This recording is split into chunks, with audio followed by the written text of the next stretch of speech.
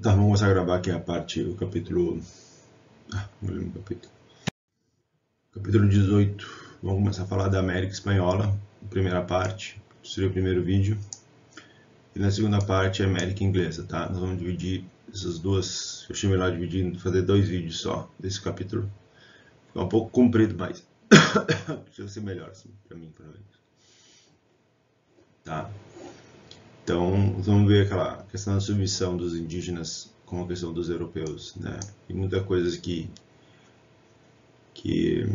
os europeus fizeram com os nossos povos, né? Eu já falo nossos porque eu me considero já um brasileiro nativo também, não mais um nem descendente europeu eu me considero, certo? Bom, na primeira parte do livro de vocês, o ponto 1, ele vai falar sobre a América Espanhola, ou seja, tudo aquilo que faz parte, que fala espanhol. Então a gente pega assim, tirando os Estados Unidos, o México para baixo, aqui na América do Sul, tirando o Brasil e a Guiana Francesa. Então vamos dar aquela parte da América Espanhola todinha, então a conquista das civilizações. Aqui a gente já começa a ver dos povos pré-colombianos. Aqui a gente já começa a ver a conquista, né? Seria a forma com que foi feito, tá? Conquistado. E assim, e a questão cultural, aquele coisa que eu sempre bato muito aqui, da questão da destruição das culturas, da maneira de falar, de se vestir e de pensar, além sem esquecer de comentar sobre a arquitetura também, que foi totalmente destruída. Então, aquilo que nós começamos a ver lá no início do ano, a questão do mercantilismo, né? Ele vai tocar muito nesse ponto, né? Que da questão assim ele começa da integração da América no contexto europeu por meio do colonialismo mercantilista, né? Então, ou seja, da questão do voltar do mercado para o mar, né? O crescimento do comércio europeu a partir do século XV, que graças ao quê? Teve um crescimento graças ao mercantilismo, graças à expansão marítima. Provocou o quê? Uma dinamização comercial, tendo definido que o seu objeto econômico era buscar riquezas. Buscou riqueza através de várias condutas, né? Hoje não bem vistas pela nossa geração, pela minha também não foi, pela de vocês também não é, né? Que várias coroas europeias partiram para a montagem e exploração dos impérios coloniais, partindo pelaquela questão do eurocentrismo, que seria a Europa seria a melhor, superior aos outros. Então eles vieram aqui e eles jogaram as cartas e as regras e assim seguiram a sua forma de agir e de pensar, esquecendo que aqui existia cultura. Eu acho que naquela época nem a palavra cultura se não existia, não aos moldes que nós temos hoje.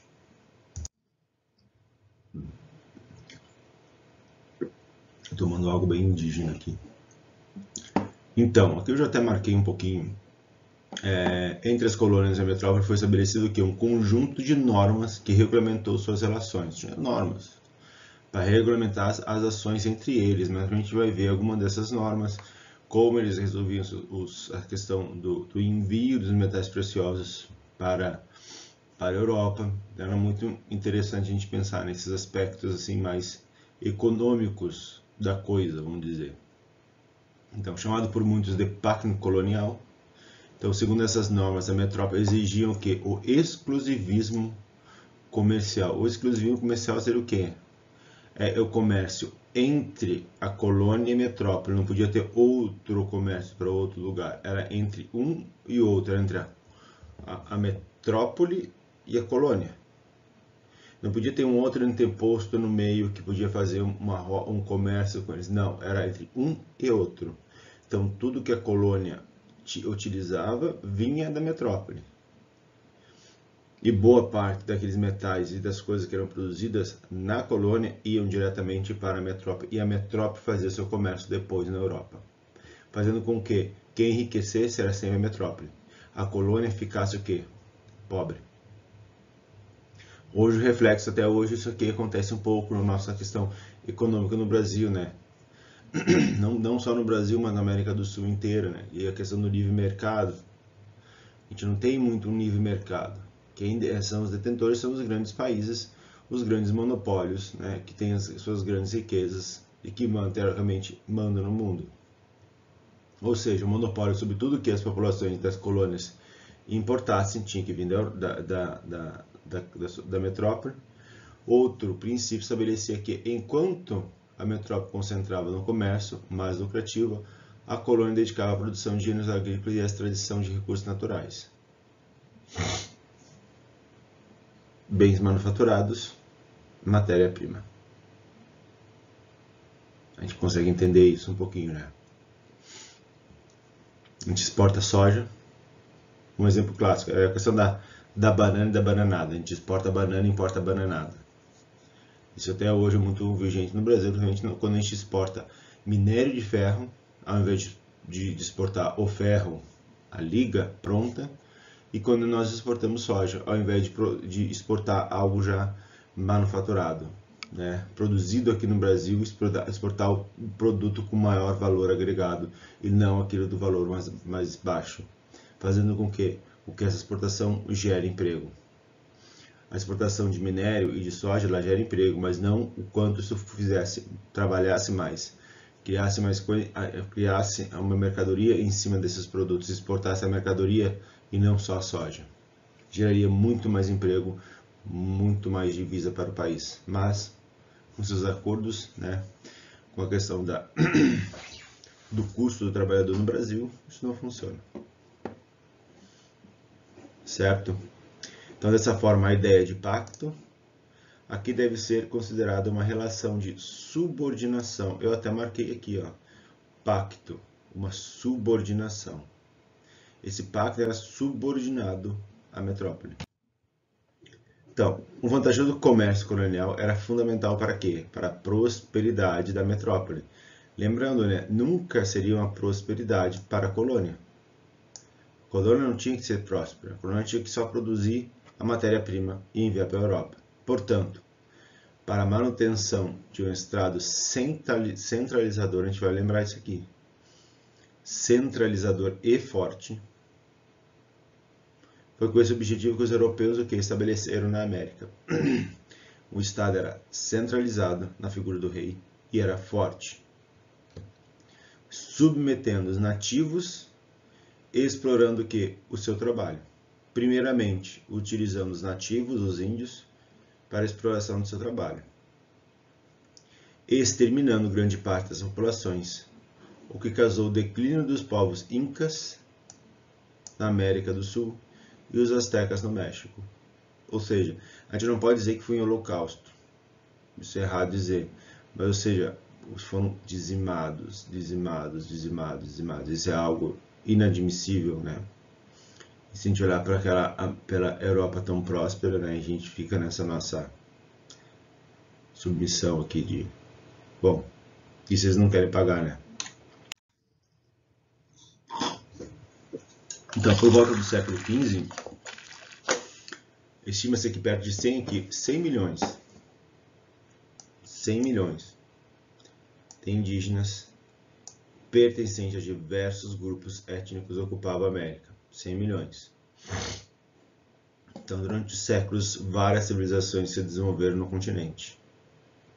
No caso aqui da Mesoamérica, eu até trago um trechinho de um livro que ele vai dizer aqui, ó, falando da Mesoamérica antes de 1519. O México, a Guatemala, El Salvador, Honduras e, em menor grau, a Nicarágua e a Costa Rica, assim como o Equador, Peru, Bolívia, nos Andes, têm suas raízes profundamente enterradas no subsolo das civilizações pré-colombianas. Todas aquelas civilizações, aquilo que eu falei, né, que sobe do México para baixo, tira o Brasil. mas são civilizações de extrema importância e de alto grau de criação de tecnologias e de forma de viver bem parecidos com a dos europeus, mas de uma forma diferente, e que foi dizimada, né? Que era pertencente a diversos grupos étnicos que ocupavam a América. Durante séculos, várias civilizações se desenvolveram no continente. Então, a Mesoamérica, do trecho que vai do México a Costa Rica, sucederam as civilizações dos Olmecas, os Toltecas e o Império de Teotihuacan, e o principal, os Maias e os Aztecas. Eu tenho aqui um trechinho de um outro livro falando sobre os Maias, que eu acho que a gente estudou, vocês devem ter estudado ano passado, comigo acho que não estudaram, mas não sei se eu tinha que dar isso aí, eu não dei, mas bom, eu vou fazer uma leitura aqui. Os Maias. Os Maias foram possivelmente a maior das civilizações desenvolvidas da América do Sul, datada de pelo menos de 1,5 mil antes da época comum, do tempo comum antes de Cristo. Anos antes de Cristo, certo? Eles viveram em uma grande área que incluía partes do México, Península de Yucatán e norte da América Central. A civilização alcançou seu apogeu entre cerca de 250 e 900 a.C., com aproximadamente 80 cidades-estados, cada um com uma linha distinta de reis. Os estados praticavam agricultura em larga escala e contavam com centros urbanos e religiosos complexos de palácios de pirâmide e templos, Tikal, Caracol, Dos Pilas e Calakmul, que estavam entre esses centros, falando da sua grandiosidade arquitetônica, né? Os maias são conhecidos por sua arquitetura, né? A questão da arquitetura dos maias, da cerâmica, o seu sistema de escrita também, o calendário que é bem parecido com o nosso, na questão da matemática, a astronomia, mas aquelas questões mais complexas, né? Também praticavam o sacrifício humano e a maioria das cidades abrigava uma quadra para o jogo que funcionava como ritual. O calendário maia tem início de uma data equivalente a 3140 antes da época comum ou antes de Cristo e prevê uma grande mudança. Em 2012. Bom, aqui não diz muita coisa do que era, mas só para a gente ter uma noção de quem eram os maias, né? Um dos maiores. Aí nós temos aqui os toltecas. Eu vou ler um pouquinho dos toltecas também. Os toltecas, a civilização maia, começou a entrar em declínio. Com o declínio dos maias, entrou os toltecas, por volta do século X, e a maioria de seus complexos templos foi abandonada. Porém, na Península de Yucatán, cidades como Chichén Itzá, Uxmal, Edza e Coba ainda prosperaram. Um novo povo, os toltecas, falavam essa língua que eu não consigo nem pronunciar. Provavelmente, uma aglomeração de vários grupos étnicos diferentes migraram para o norte do México e alcançaram o centro do país por volta de 900 ou até mesmo antes. Com sua capital em Tula moderna, eles provavelmente ocuparam alguns centros da civilização maia. De acordo com histórias tradicionais, os toltecas, sob a liderança de Nixcoatl, saquearam e incendiaram Teotihuacan, Tupleutzin e seu filho tomou o Império Unido, né? E assim vai contar um pouco da história. Mas aqui são os toltecas, né? Eles se aproveitaram dos maias. Bom, aí aqui depois da última parte eu vou ler um pouquinho dos maias, incas e astecas quando eu chegar nessa parte, para não estender muito o vídeo, certo? Vocês podem ir parando, assistir um pouquinho e para, assistir um pouquinho e para. Vamos tá. Então, por volta do século XII, na região da Cordilheira dos Andes, provavelmente os territórios mais atuais do Peru e Bolívia, diversos grupos indígenas dos Quichuas foram reunidos e formaram um vasto Império Inca. Aqui está falando um pouco do Império Inca agora, que tinha como centro a cidade de Cusco, no Peru. Uma cidade linda, bonita, até eu tinha vontade de conhecer. Era composto de elementos culturais das civilizações precedentes. É interessante pensar nessa parte da América Espanhola, que boa parte das casas que os espanhóis construíram foram em cima já das fundações das casas construídas por esse império. Eles não eram tão bobos assim, não.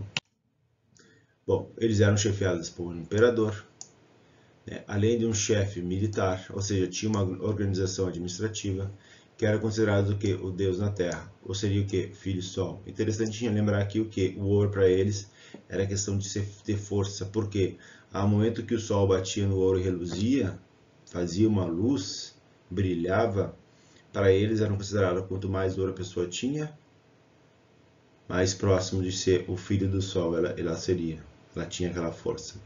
Então o ouro não tinha uma questão econômica, mas tinha uma questão de força, não era a mesma questão que os europeus tinham. Então os Incas conheceram seu auge no século XV e XVI, até a chegada dos espanhóis da região em 1531. Então eles ficaram um bom tempo como os imperadores dessa região. Um pouco antes dos espanhóis, com a morte do imperador Inca, né, vai crescer em 525, travou-se aqui uma violenta disputa entre os dois filhos. É interessante isso aqui porque eles eram casados, eram filhos do mesmo pai, mas eram com mães diferentes. E o poder central ficou abalado. Houve uma briga interna entre os dois filhos. Eu não duvido que essa briga veio através dos espanhóis, a ajuda dos espanhóis. Bom, aqui uma praça clássica da América Espanhola. A gente vê aqui a igreja, né, os palácios, a prisão, igreja e a administração do governo em uma praça grande central. Você vê em várias fotos. Aqui é uma foto parecida que vocês têm no livro de vocês, certo? Então, voltando àquela questão lá da briga dos dois irmãos, né? Então, sob o comando do conquistador Fernando Pizarro, as tropas do conquistador, vistos como aliados por homens de Huáscar, capturaram Atahualpa em Cajamarca. Na mesma época, os exércitos de Atahualpa prenderam em Cusco o líder. Tá? Então, são vistos aliados como os homens de Huáscar, capturaram Atahualpa em Cajamarca. Na mesma época, os exércitos de Atahualpa também perderam Huáscar, né? Essa situação ficou insólida.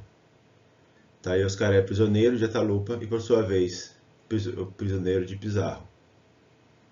Então, sim, era prisioneiro para eliminar essa questão, essa briga entre os dois para quem ia manter o poder. Resolveram eliminar os dois e depois o espanhol Pizarro assassinou Huáscar. Foi assassinado em meio dos conflitos entre grupos étnicos e autoridades do Antigo Império. E Atahualpa também foi condenado à morte por Pizarro.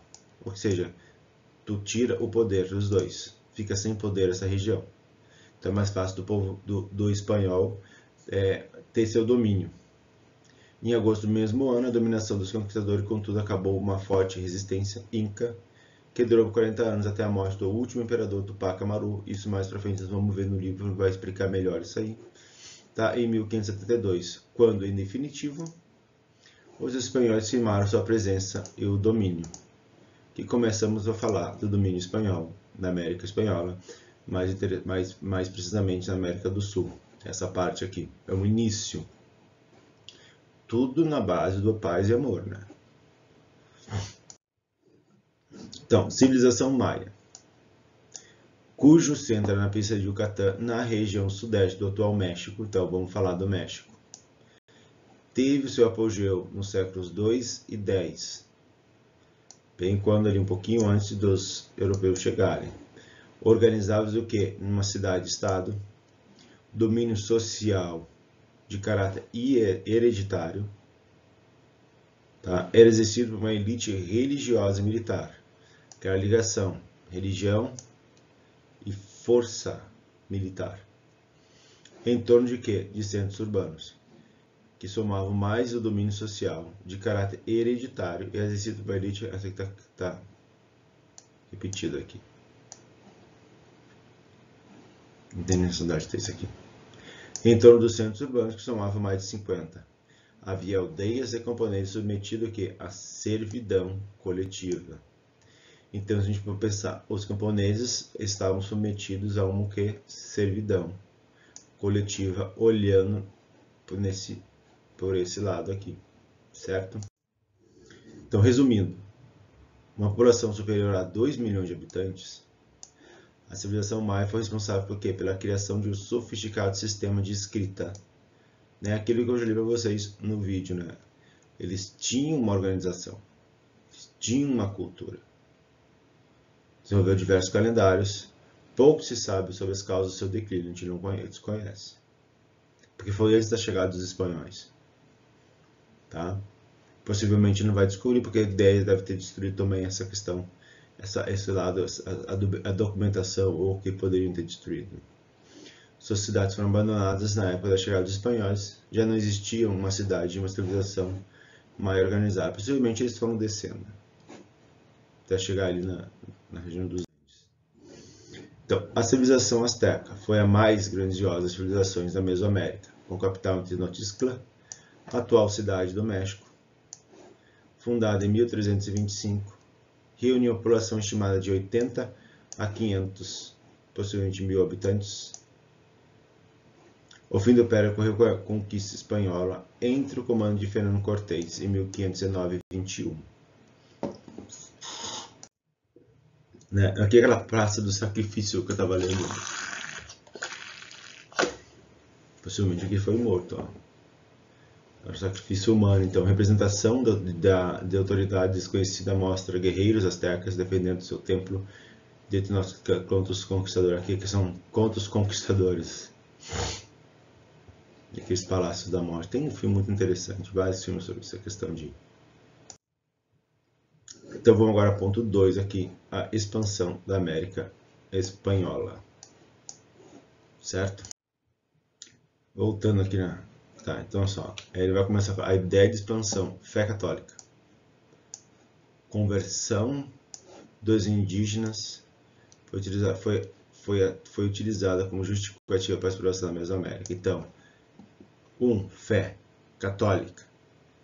Mais fácil de explorar o indígena, fazendo com que pensasse na forma do seu explorador, ou seja, utilizando a fé e a justificativa para tu explorar. Até o século XVI, os espanhóis haviam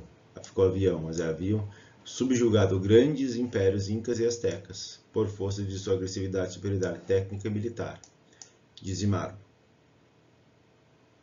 Principalmente pelo uso de arma de fogo, enquanto armas de arco e flecha, mais período da época medieval, eles iam com canhão e com armas. Certo? E mesma habilidade política ao desfazer alianças, jogando os povos indígenas um contra os outros, bem parecido que foi feito também na África, né, para a questão depois da mão de obra escrava, para adquirir escravos. As doenças europeias também dizimaram muitos nativos, né? Porque o corpo não tinha uma defesa imunológica.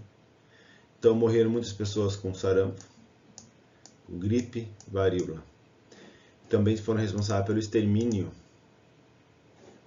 de grande parte de números dos ameríndios. Eles vieram aqui, passaram um rodo, né? Destruíram tudo que podiam e não podiam. Bom, falando aqui da violência dos conquistadores, na questão dos nativos, tido como os inferiores pelos europeus, é assim descrito por Bartolomé de las Casas, um frade dominicano famoso por denunciar as atrocidades dos conquistadores. Isso tem num textinho que ele vai dizer, né, que os espanhóis entravam nas vilas, burgos e aldeias, não poupando nem as crianças e os velhos, nem as mulheres grávidas e parturientes. Ele abrigavam e abriam o ventre e faziam em pedaços, como se eles estivessem golpeando cordeiros fechados em seu redil. Bem pesada essa primeira parte, mas é realmente o que eles faziam.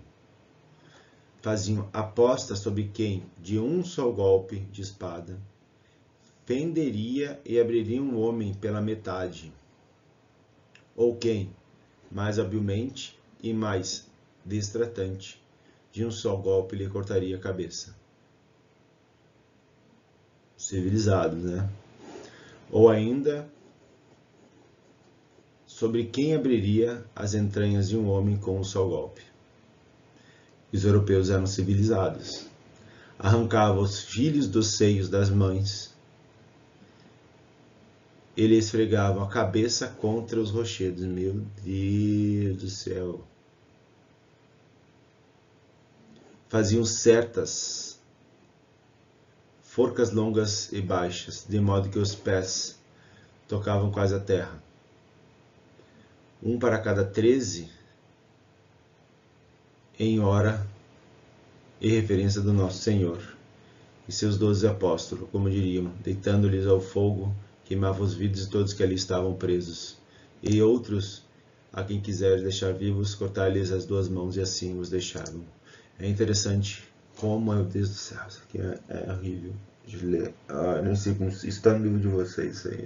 Eu fico mal com isso. Mas como assim tiver assim, pessoas que pensam diferente, né? O que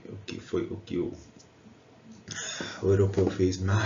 Que louco, que bosta isso aqui. Que raiva que eu fico com isso.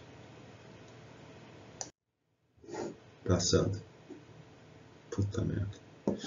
Então, durante os primeiros séculos da colonização 16 e 17, os espanhóis concentraram a extradição em metais preciosos, tudo por causa dessa bosta aqui de metais preciosos, principalmente ouro, prata do México e do Peru. Lembra que nós vimos no capítulo anterior daquela questão das minas, né, de Potosí, e para onde escoava a sua produção, passando ali pelo Brasil, pela Amazônia, no caso, ele saindo bem ali em Belém do Pará. Lembra que eu até mostrei o mapa, que limitava o caráter de exploração das colônias hispânicas.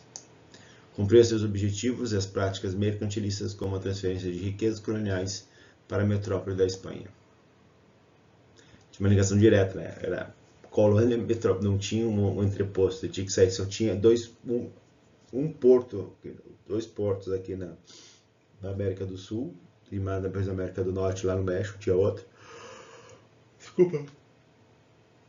E da Espanha também 2 podiam receber os carregamentos, justamente para o governo conseguir controlar o que sai aqui e o que chega lá. Bem, aqui está no vídeo de vocês, só para mostrar como é que eram aqui. Acho que aqui simboliza os índios trabalhando, né? E aqui o ouro. E como eles trabalhavam, né? Então, além da exploração mineira, o comando metropolitano ficou também distribuiu terras e colonizadores, formando haciendas, que seriam o quê? Típicas na região do Chile, em certas regiões mexicanas. Haciendas eram o quê? Eram grandes propriedades trabalhadas por nativos e nem sempre dedicados à monocultura. Não era uma plantation, tá? Tinha algumas que produziam mais culturas, plantavam mais coisas. Assim como na América Portuguesa, também na América Espanhola surgiam outras formas de propriedade agrícolas, muitas dedicadas ao consumo interno e da área colonial. Bom, o trabalho das minas era feito por quem? Por indígenas. Retirados de sua comunidade, eram obrigados a extrair minérios para os conquistadores, em troca de De uma remuneração irrisória. Então, vamos dizer que podia ser era um trabalho escravo, porque eles recebiam dinheiro, mas o trabalho era um trabalho que não dava muito sustento, era pouco pela quantidade de trabalho que eles faziam. Forma de trabalho que caracterizava a mita, certo? Também existente no Império Inca, a larga utilização de amita acabou por arruinar a estrutura comunitária indígena, contribuiu também para dizimar a população vitimada pelas péssimas condições de trabalhos nas minas. Então, o escritor Eduardo Galeano descreve o funcionamento da mita. Então, a mita, vamos ver o que é. A mita está no livro de vocês, tá? Os indígenas entravam nas profundidades e, ordinariamente, eram retirados mortos. Bom, então a gente vê como o trabalho era bem feitinho, era bem... Tinha suas leis trabalhistas, né? Tinha os instrumentos, como é que é, dos IPI, né? EPI, ou com as cabeças e pernas quebradas. E nos engenhos, todo dia se machucavam. Os mitaios retiravam o minério com a ponta de uma barra e carregavam nas costas por escadas, à luz de uma vela. Fora, só socavam, moviam enormes eixos de madeira dos engenhos que fundiam a prata no fogo e depois de moê-la e lavá-la.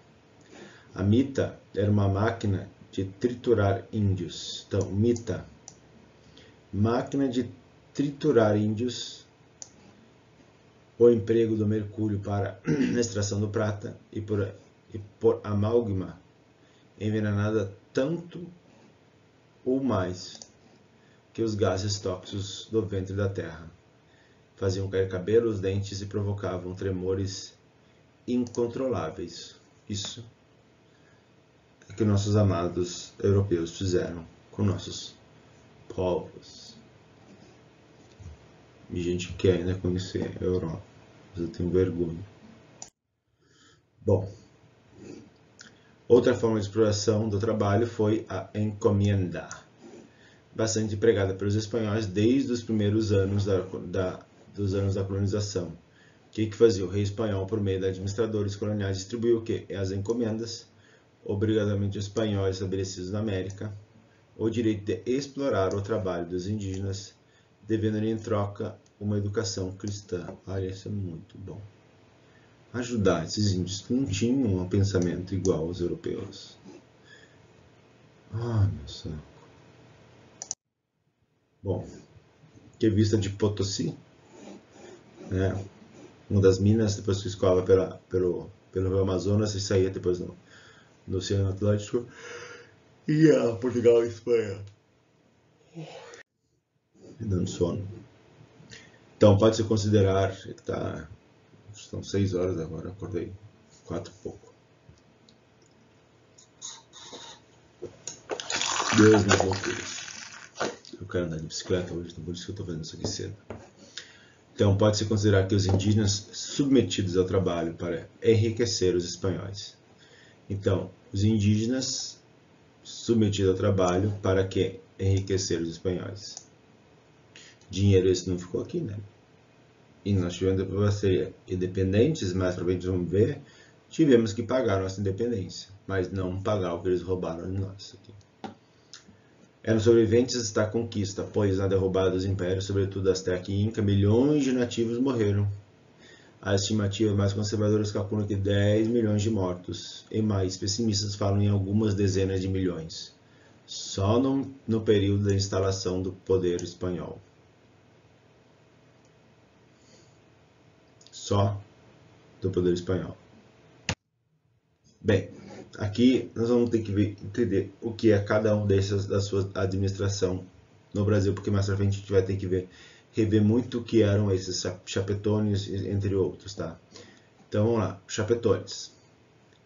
Chapetones eram espanhóis provenientes da metrópole. Então, espanhóis que vinham da metrópole, ou seja, que vinham da Espanha, que cuidavam da administração. Então, chapetones espanhóis vindos da metrópole, ou seja, nasceram na metrópole, tá? Cuidavam da administração, da justiça, do clero e do exército. Então, A de administração, J de justiça, C de clero e de exército. Então, cuidavam da AJCE. A administração, da justiça, do clero e do exército. Ou seja, eles tinham o quê? O poder administrativo na colônia. Os crioulos.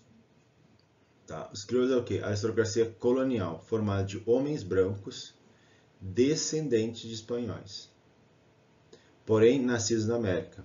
Então, homens brancos, descendentes de espanhóis, mas não tinham nascido na metrópole, já tinham nascido na América.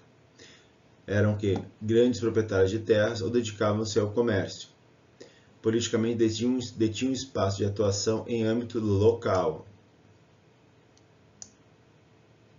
uma vez que exerciam o controle sobre as câmaras municipais, os chamados cabildos, não vou conseguir, então, os crioulos. aristocracia colonial, formada por homens brancos descendentes de espanhóis. Porém, já haviam nascido na América. Os mestiços, nascidos da união de espanhóis e indígenas, eram trabalhadores livres. A união espanhóis e indígenas, os mestiços. Indígenas, diferentes dos mestiços, os indígenas estavam submetidos a mita. Indígena sempre lembra mita e encomenda, aqueles abusos lá, trabalhando nas minas. E por último, os escravizados. Havia um limitado número de escravizados africanos, em sua maioria concentrados na região do Caribe. Mas para a América ali nos Andes não tinha muito, mas para o Caribe eles tinham mais, certo?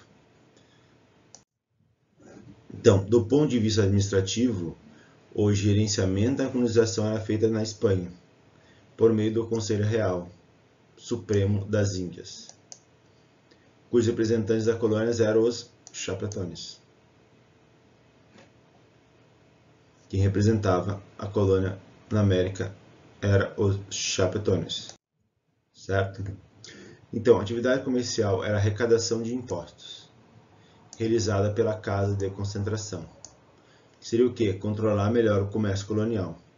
Instituiu o regime de porto único, aquilo que eu falei, ó, porto único. Tá? Eles faziam o quê? Só tinham 2 portos, tá? Somente um porto espanhol, que seria o porto de Sevilha, onde ficava o quê? A sede daquela instituição. Ou de Cádiz. Ambos na Andaluzia. Eram 2 portos que podiam receber as coisas que vinham daqui da América do Sul, que faria o quê? O comércio com a América. No Novo Mundo, os portos autorizados a realizar o comércio externo, ou seja, mandar as coisas para a metrópole, era o que? O de Veracruz, no México, Porto Belo, no Panamá, e Cartagena, na Colômbia. Com esse sistema,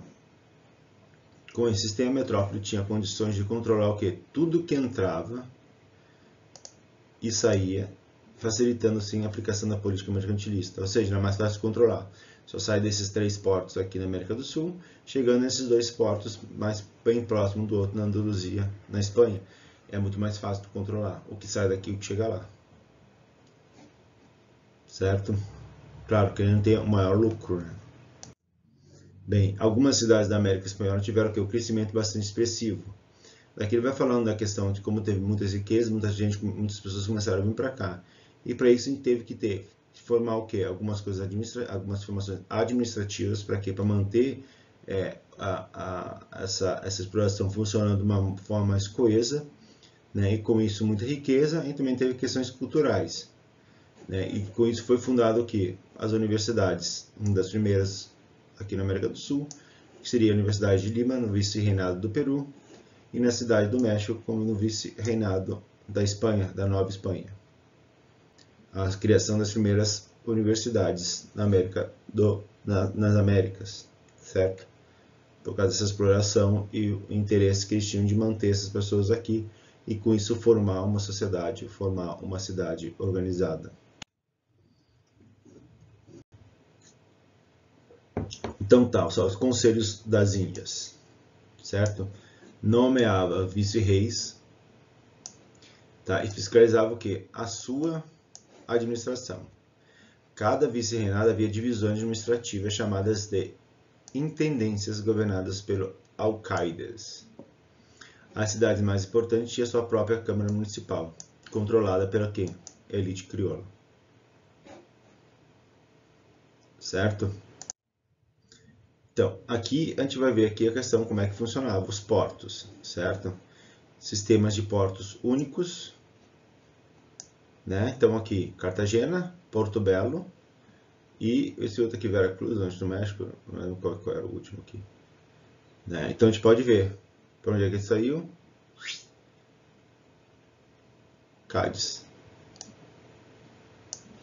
Então saíam desses portos e iam para o Porto Único lá. Então, no mapa acima, divisão política da América Espanhola, as guerras da independência. Daí que a gente pode ver o que era de detenção dos espanhóis, aonde os espanhóis estavam. Se a gente for ver o Tratado de Tordesilhas, que é de onde os bandeirantes começaram, aqui lembra que saiu, boa parte também saiu. Tentava sair por aqui, mas como aqui tinha um porto aqui em Belém do Pará, ele decidiu criar novas rotas e não passar mais por dentro.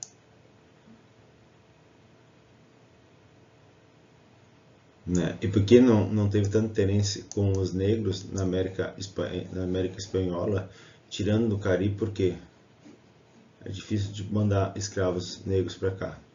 E é quase impossível fazer essa voltinha aqui. A tormenta era demais, certo? Seguindo, isso termina isso aqui em menos de uma hora. Então, a crescente prosperidade econômica na América gerou o quê? Tensões. Muito dinheiro, tensões entre crioulos e chapetones. Não foram raros o choque entre a Câmara Municipal e a Alcade e as demais autoridades representantes pelos chapetones. Onde tem dinheiro, há problema. Né? Discórdias. Um dos principais motivos foi o quê? A exploração colonial. Então, um dos principais motivos para essa discórdia entre eles era o que? A exploração colonial. Grande parte da riqueza produzida na América, sobretudo os metais preciosos, era transferida para onde? Para a metrópole. Começaram a se revoltar, querer que o dinheiro ficasse aqui, não mais lá. Mandaram tudo para lá e não faziam nenhuma benfeitoria para cá, então não tem porquê, né? Então, ao mesmo tempo, autoridades limitadas pelos chapetones sobre os crioulos, e o veto à participação dos crioulos na administração colonial, exceto pelas câmaras municipais, provocaram o quê? Tensões que culminaram no século XVIII, o movimento da independência da América Espanhola, que veremos mais para frente. Vamos ver primeiro a do Brasil, né? Vamos ver a questão do iluminismo, depois começou, né? Com o iluminismo começou a ter essas revoltas, né? Principalmente na América do Norte, foi o primeiro que conseguiu se livrar, né? De ser uma colônia para realmente ser um país independente. E depois veremos aqui no Brasil também como isso ocorreu de uma forma mais, como tudo acontece nesse Brasil, uma forma mais calma até demais, né? Sem dar o valor do que é ser independente, né? A gente não... Depois mais à frente vamos ver na República foi a mesma coisa, né? A sociedade bestializada só olhou, não sabia o que estava acontecendo. E aqui vamos falar um pouco da apropriação do espaço urbano, tá? Essa aqui é a partezinha final, é mais curtinho. Queria falar da questão como é que era organizado, então, para a conquista da América, os espanhóis não fizeram apenas uma violência física, eu já falei muito disso, né? Contrariaram também com os vários mecanismos para subjugar as populações nativas, que seria o quê? A imposição da fé cristã e dos hábitos europeus que juntaram com a destruição dos objetos. Ou seja, foi destruído não só os objetos, mas sim a história. E os templos e os ídolos indígenas, além da renomeação das terras e locais tomados pelos conquistadores. Aí a história fica mal contada, porque os europeus destroem tudo. Então, os europeus encontraram na América cidades sofisticadas, o que não ocorreu aqui no Brasil, né, como nós já vimos, onde os maiores edifícios eram umas séries de um poder ao mesmo tempo político e religioso. Dessa forma, a área central da cidade era dominada por quem? Por templos e palácios de governo. Era muito mais organizado do que a América Portuguesa, a colônia portuguesa no caso. Tá? Então, a apropriação dos monumentos religiosos pelos espanhóis, dotada de importante aspecto simbólico. É mais interessante essa parte que o Fernão Cortés, filha da mãe, pegou aqui, pegou uma cruz e encravou em cima de um templo. Aqui no principal templo na forma de pirâmide de Tenochtitlan, capital do império. Dessa forma, ele dava à conquista um sinal visível e aparentemente incontestado no centro do espaço urbano. Acho que a gente tem não querendo ser... A gente se revolta muito com a questão da bandeira norte-americana, mas também, né, com as cruzadas, nós vimos isso ano passado, o que foi feito, o que foi destruído em prol disso aqui, né? Quando as pessoas esquecem do significado disso, principal disso, e faz as coisas para querer forçar as pessoas a acreditarem em algo que eles não necessariamente têm que ou devem acreditar. A religião ajuda as pessoas, mas a religião ajuda de uma forma com que... deixa eu tentar organizar meu pensamento.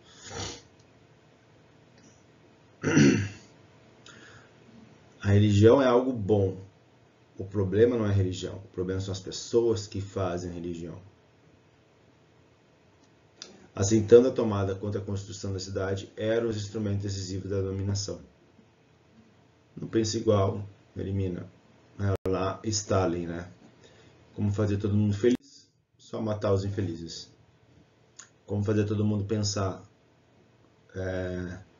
Ter uma fé cristã? É só matar quem não quer pensar como os cristãos. Então, a fundação das cidades da América Espanhola desenvolveu-se o quê? Precocemente. Ao contrário da América Portuguesa, que a urbanização só foi expressiva a partir do século XVIII, notadamente na área mineradora. Tá? Palavra do historiador Richard Moses: a fundação de uma cidade era um ato litúrgico que significava que a terra recém-apropriada, mas um mero exercício de cartografia e planejamento urbano era o veículo para transplante de uma ordem social, política e econômica, e ficava o corpo místico que estava no centro do pensamento político ibérico. Ou seja, explorar, explorar, explorar, explorar, explorar e explorar. É o que eles mais queriam. Os índios e a cultura, em segundo plano. Tá? Essa partezinha é bem crítica mesmo, assim, é bem chata, né? E aqui da questão da organização, aquilo que eu já falei para vocês, né? Como é que se formava. Vocês podem pegar essas grandes cidades da América Espanhola, essas grandes províncias da América do Sul aqui, vocês vão ver o quê? O plano de ângulos de 90 graus usado para larga escala na América, tendo que com centro um quadrilátero da praça principal, que seria a Praça das Armas, onde ficava o quê? Era uma simetria entre a igreja, palácio do governo e prisão, deveria dominar o espaço central da cidade. E o último aqui, para terminar, em menos de 50 minutos, a cidade, mais tarde a América Latina. O crescente explosivo da população iria dificultar a possibilidade de planejamento urbano abrangente fundado por algum tipo de inclusão. A própria cidade do México viria a se transformar uma das maiores do mundo, e hoje, inclusive, é uma das maiores do mundo, mais populosas do mundo, com uma área metropolitana do Distrito Federal adjacente com mais de 20 milhões de habitantes. Grande parte o quê? Vivendo em construções precárias, um espaço urbano improvisado. E o ouro ia para onde? Para a Espanha. É muito fácil tu investir em